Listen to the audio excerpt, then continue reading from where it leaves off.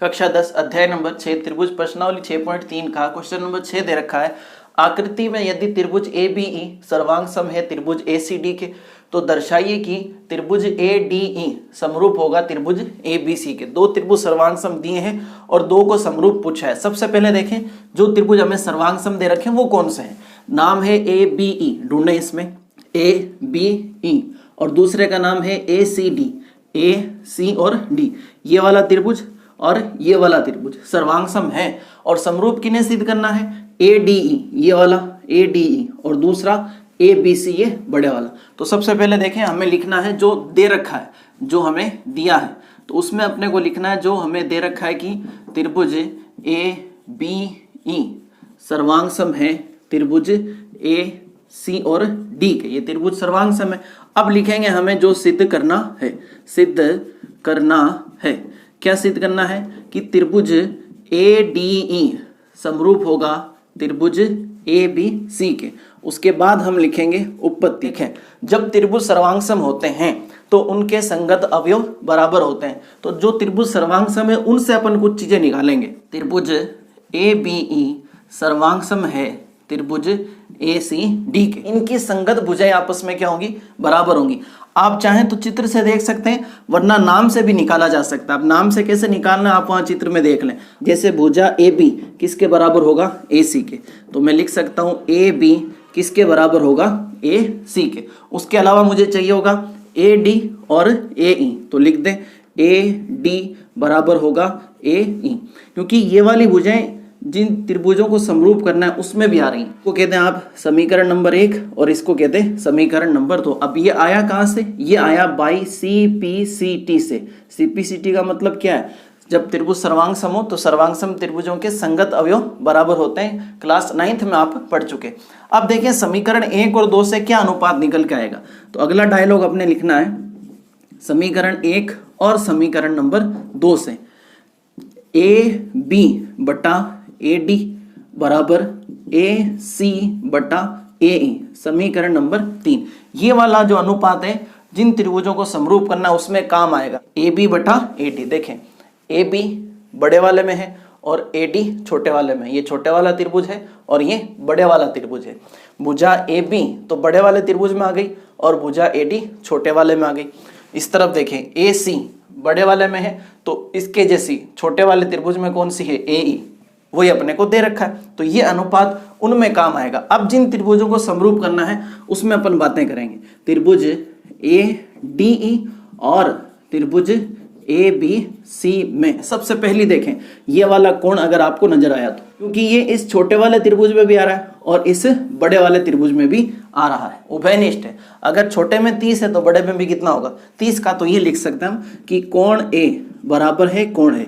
कारण आपको लिखना है इसमें ये दोनों कोण उभयनिष्ठ है, कॉमन है। ठीक साहब, ये एक चीज हो गई। दूसरा ये अनुपात काम आ जाएगा। लिख दें आप सीधे इसको AB बटा AD बराबर होगा AC बटा AE। कितनी चीजें बराबर हुई देखें, एक कोण और दो भुजाएं समानुपाती हो गई, 3 चीजें हो गई। अच्छा, ये कहाँ से उठाया है, आप चाहें तो यहाँ रेफरेंस दे सकते हैं। ये आया है समीकरण नंबर 3 से। तो इस तरह करके ये वाले त्रिभुज आपके हो गए क्या, समरूप। कौन से रूप, समरूप। अच्छा, कौन सी कसौटी से हुए, 2 भुजाएं और एक कोण, जिसको अपन कहते हैं SAS, SAS कसौटी से। तो ये था आपके क्वेश्चन नंबर 6। अब देखें क्वेश्चन नंबर 7 है। आकृति में त्रिभुज ABC के शीर्ष लंब AD और CE परस्पर बिंदु P पर प्रतिच्छेद करते हैं। दर्शाइए कि ये और ये समरूप होंगे। सबसे पहले देखें चित्र में हमें एक त्रिभुज दिया है जिसका नाम है ABC और इसके ये जो नजर आ रहे हैं लाइन, ये शीर्ष लंब है, शीर्ष से खींचे गए लंब। अब जब लंब है तो 90 डिग्री का कोण भी बनाएंगे दोनों तरफ। एक C से भी खींचा गया शीर्ष लंब है जिसका नाम है CE, ये भी क्या है, शीर्ष लंब है, तो ये भी 90 डिग्री का कोण बनेगा। अब जिन त्रिभुजों को समरूप करना है उनको छायांकित करके मैं आपको बता दूंगा। पहले राउंड में अगर बात करें, पहले भाग में, इसमें हमें AEP और CDP इसको समरूप करना है जो कि छायांकित करके बताया हुआ। देख सबसे पहले हम लिखेंगे, दिया है AD और CE क्या है, शीर्ष लंब है। शीर्ष लंब में तो 90 डिग्री का कोण बनाएंगे। पहला भाग हम सिद्ध करने जा रहे हैं इन त्रिभुजों को समरूप करना। तो देखें इसमें इस वाले त्रिभुज में कोण ई 90 डिग्री का है और इस वाले त्रिभुज में कोण डी 90 डिग्री का है, तो दोनों आपस में क्या होंगे, बराबर होंगे। पहले इस वाले त्रिभुज में लिखते हैं कोण ई बराबर कोण डी। कारण क्या लिखेंगे, क्योंकि प्रत्येक कितने डिग्री का है, 90 डिग्री का, एक चीज। दूसरी चीज देखें, इसमें ये वाला कोण अगर आपको नजर आ रहा हो, ये और इसमें ये वाला कोण, दोनों कोण आपस में बराबर होंगे क्योंकि ये शीर्षाभिमुख कोण है। अब चाहे तो आप इसका पूरा नाम लिखते हैं, जैसे इसका पूरा नाम APE और इसका DPC, नहीं तो आप नंबर लगा के भी काम चला सकते हैं। नंबर में चित्र में देखने में आसानी होती है, जैसे 1 और 2 आप नंबर भी डाल सकते हैं और नाम भी लिखा जा सकता है। तो मैं यहाँ नंबर से काम चला रहा हूँ। कोण 1 बराबर होगा कोण 2, कारण क्योंकि ये कौन से कोण हैं, शीर्षाभिमुख कोण। तो जब दो कोण बराबर हो जाएं तो त्रिभुज समरूप मान लिए जाते हैं। इसका मतलब ये त्रिभुज क्या हो गए, आपके समरूप हो गए। कौन से, AEP समरूप हो जाएगा CDP के। कौन सी कसौटी से हुए, AA कसौटी द्वारा। कौन सी, AA कसौटी द्वारा। तीसरे कोण को बराबर करना जरूरी नहीं है। तो पहला भाग हुआ कंप्लीट। अब देखें इसमें दूसरा भाग, इन त्रिभुजों को करना है समरूप जिनके नाम है ABD और CBE। चित्र में देखते हैं ये लोग कहाँ हैं, ABD ये वाला त्रिभुज है और दूसरा है CBE, इनको करना है समरूप। तो चलिए फिर करते हैं, बातें करें इन त्रिभुजों में। ABD और CBE में दो कोण अगर बराबर ढूंढ लें तो हमारी जिंदगी आसान हो जाएगी। ABD में बात करूं मैं, ABD, इसमें ये वाला जो कोण नजर आ रहा है आपको, ये इधर वाला, ये 90 डिग्री का है, जाहिर सी बात है। और इस वाले त्रिभुज में कौन सा कोण है जो 90 का होगा, ये रहा। ये कोण जो नजर आ रहा है ये कितने का है, 90 का। चाहे तो इनको दे दें आप नंबर, इसको दे दें 2 और इसको दे दें 3। नाम भी लिखा जा सकता है, नंबर से चित्र को समझने में आसानी होती है, बस इसीलिए मैंने नंबर लिखे। आप नाम का इस्तेमाल भी कर सकते हैं। तो इसमें कोण 2 आ रहा है और इसमें आ रहा है कोण 3, दोनों आपस में बराबर है। क्यों बराबर है, क्योंकि प्रत्येक कितने डिग्री का है, 90 डिग्री का। शीर्ष लंब में तो 90 डिग्री का कोण आएगा। अच्छा, उसके बाद एक कोण हमें और चाहिए जो कि बराबर है। देखें, ढूंढने की कोशिश करते हैं।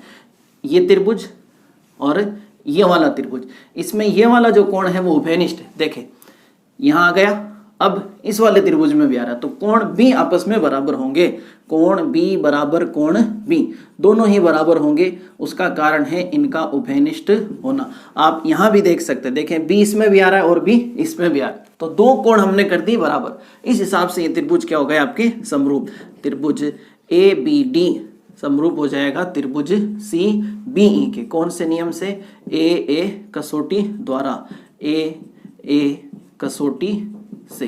ये हो गया आपके दूसरा भाग। अब देखें इसका तीसरा भाग, जिसमें हमें सिद्ध करना है कि AEP समरूप होगा ADB के। सबसे पहले AEP को ढूंढे। देखें AEP ये बैठा है यहाँ पर, ठीक है, और ADB को ढूंढूं तो ADB ये वाला त्रिभुज जो आपको नजर आ रहा है, ये वाले त्रिभुज हमें करने हैं समरूप। ठीक साहब, तो दो कोण अगर बराबर बता दें तो त्रिभुज समरूप हो जाएंगे। तो त्रिभुज AEP वे त्रिभुज ADB में कौन कौन से कोण, कोण 4 और कोण 5 बराबर है।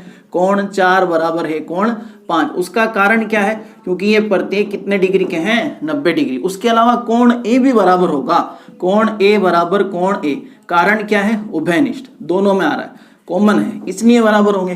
दो कोण बराबर तो त्रिभुज हो गए आपके समरूप। AEP समरूप हो जाएगा ADB के। कौन सी कसौटी से, AA कसौटी से। अब देखते हैं इसका चौथा भाग, जिसमें हमें PCD और BEC को समरूप करना है। सबसे पहले PCD को ढूंढ लेते हैं अपन, PC और D ये वाला त्रिभुज, ठीक साहब। और BEC को ढूंढे तो कहाँ मिलेगा, ये BE और C ये बड़े वाला त्रिभुज।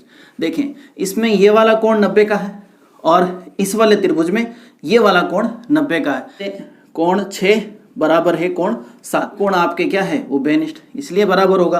तो दो कोण मिल गए। अब क्या करें, लिख दें और फिर क्या, कोण नंबर 6 बराबर होगा कोण नंबर 7। कारण क्योंकि प्रत्येक कितने डिग्री का है, 90 डिग्री का है। उसके अलावा कोण C बराबर कोण C। देखें यहाँ नाम में छुपा हुआ है, दोनों जगह C आ रहा है, इसका मतलब उभयनिष्ठ है। ये कौन से कोण है, उभयनिष्ठ है, कॉमन है, इधर भी और उधर भी। तो कोण बराबर हो गई, त्रिभुज हो गए आपके समरूप। PCD समरूप हो जाएगा BEC के। कौन सी कसौटी से, ए कसौटी से। देखिए क्वेश्चन बड़ा ही आसान है, हर एक में अपने को दो कोण ढूंढने, एक 90 डिग्री का, दूसरा उभयनिष्ठ, तीसरी चीज इसमें कुछ काम आनी नहीं है। तो इस तरह करके क्वेश्चन नंबर 7 अपना कंप्लीट होता है।